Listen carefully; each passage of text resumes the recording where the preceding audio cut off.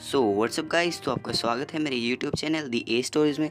तो गाइस आज को मैं अपनी वीडियो का पार्ट 5 लेकर, और गाइस पिछले पार्ट में आप सभी ने काफ़ी ज़्यादा प्यार दिखाया और हमारा लाइक एम भी पूरा कर दिया है। तो गाइस इस वीडियो में भी हम 30 लाइक्स का लाइक एम रखने वाले हैं। और गाइस जो भी यार चैनल पर नया आता है वो चैनल को सब्सक्राइब कर देना यार।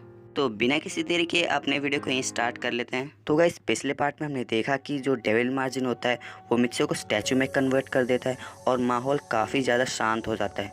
बर्डमैन और पाको दोनों ही स्टन रह जाते हैं, उन्हें अपनी आंखों पर भी विश्वास नहीं होता। फिर सीन चेंज होता है और फ्यूचर वाली सुमीरे पर आता है। जो फ्यूचर वाली सुमीरे होती है वो अपने सेट पर शूटिंग कर रही होती है और उसे अचानक से किसी अनहोनी का एहसास होता है। फिर उसका लॉकेट जिसमें मित्सो बना हुआ था वो नीचे गिर जाता है। फिर सुमीरे सोचती है कि मित्सो को कुछ तो हुआ है, मुझे उसके पास जाना है। अब वो अपने सेट से भाग जाती है और बाहर भागने लगती है और बस यही सोच रही होती है कि अब मुझे किसी भी हालत में मित्सो से मिलना है। फिर वापस सीन चेंज होता है और बर्ड प्लेनेट में आता है। जो पाको होती है वो मित्सो के स्टैचू के पास जाती है और उसे उठाकर खूब रोने लगती है। अब पाको बहुत ही गुस्से में होती है, वो गुस्से वाली नज़रों से डेविल मार्जिन को देखती है।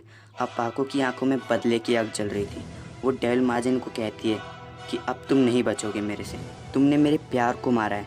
फिर पाको अपनी फुल स्पीड में डेविल मार्जिन की तरफ जाती है। तभी बर्डमैन पाको से कहते हैं रुको पाको, पर पाको नहीं रुकती और डेविल मार्जिन से लड़ने लगती है। और गाइस आप विश्वास नहीं करेंगे, पाको के हाथों डेविल मार्जिन पिट रहा होता है। ये देखकर तो किसी को भी अपनी आंखों पर विश्वास नहीं होता है। और अब पाको अपनी प्यार की ताकत से लड़ रही थी। फिर पाको काफ़ी देर तक डेविल मार्जिन पर भारी पड़ती है, पर गाइस ये ज़्यादा देर तक नहीं रहता। डेविल मार्जिन अपनी सेकंड लेवल पावर का यूज़ करता है पाको से लड़ने के लिए, और अब डेविल मार्जिन पाको पर भारी पड़ रहा होता है। ये देखकर बर्डमैन समझ जाते हैं कि मुझे पाको को लेकर यहाँ से निकलना होगा, वरना ये पाको को भी मार देगा।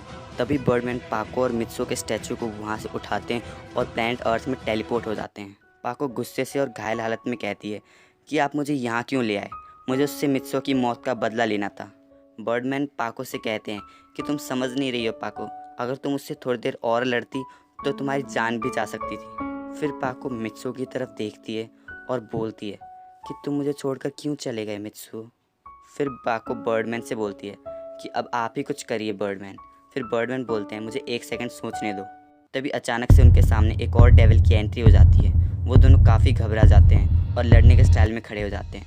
फिर वो डेविल बोलता है कि तुम्हें मुझसे डरने की ज़रूरत नहीं है, बस तुम मुझे ये बता दो कि परमैन कौन है। पाको और बर्डमैन दोनों कंफ्यूज हो जाते हैं और बोलते हैं कि तुम उसे क्यों ढूंढ रहे हो और तुम उससे क्या चाहते हो। फिर वो बोलता है कि मैं डेविल मार्जिन का भाई हूँ, उसने ही ज़बरदस्ती मेरे से पावर छीन ली थी और मुझे वहाँ बंदी बना दिया था, और मैं उतना बुरा नहीं हूँ जितना तुम सोच रहे हो। पर पाको और बर्डमैन को उस पर विश्वास नहीं होता और वो बोलते हैं कि हमें नहीं पता परमैन कहाँ है। फिर वो डेविल हवा में उड़ता है और बोलता है कि मैं तुम्हारी हेल्प करने आया हूँ, क्योंकि मेरे भाई ने मुझसे ज़बरदस्ती पावर छीन के अच्छा नहीं किया है और अब मैं उसको सबक सिखाना चाहता हूँ। फिर पाको की आंखों में आंसू आने लगते हैं और वो डेविल से बोलती है कि अगर तुम हमारी हेल्प ही करना चाहते हो तो प्लीज़ परमैन को ज़िंदा कर दो, ये रहा परमैन। फिर वो डेविल बोलता है कि इसको पुनर्जीवित करने का एक ही रास्ता है। पाको बोलती है फिर जल्दी बताओ क्या है वो रास्ता। डेविल बोलता है कि जिसका भी ऑरा इसके साथ मैच करता है उसे अपना ऑरा इसके साथ शेयर करना होगा। फिर पाको बोलते हैं कि पर हमें पता कैसे चलेगा कि किसका ऑरा मित्सो के साथ मैच करेगा। डेविल बोलता है कि तुम उसकी चिंता मत करो, मेरे में ये शक्ति है कि मैं किसी का भी ऑरा पहचान सकता हूँ। फिर डेविल हवा में उड़ता है और अपनी आंखें बंद करता है और ध्यान लगाने लगता है। फिर थोड़ी देर बाद वो डेविल बोलता है कि तुम्हारा ऑरा इससे मैच करता है। फिर पाको बोलती है कि क्या मेरा ऑरा। तभी वो डेविल बोलता है हाँ तुम्हारा ऑरा, पर तुम अकेली काफ़ी नहीं हो, और 2 लोगों की ज़रूरत है, वरना अगर तुम अकेले ही अपना ऑरा इसके साथ शेयर करोगी तो तुम्हारी जान भी जा सकती है। फिर पाको मन ही मन सोचने लगती है कि और 2 लोग कौन हो सकते हैं जिसका ऑरा मित्सो से मैच करेगा। फिर अचानक वो बर्डमैन से कहती है कि छोटे परमैन का भी तो ऑरा मैच करेगा मित्सो से। बर्डमैन बोलते हैं अरे हाँ, हम तो परमैन को भूल ही गए थे, और अगर मेरा मैच करता है तो फ्यूचर वाले सुमीरे का भी करेगा। फिर जो फ्यूचर वाली सुमीरे होती है जो अपने सेट से भाग गई होती है वो भागते भागते उनके पास पहुंच जाती है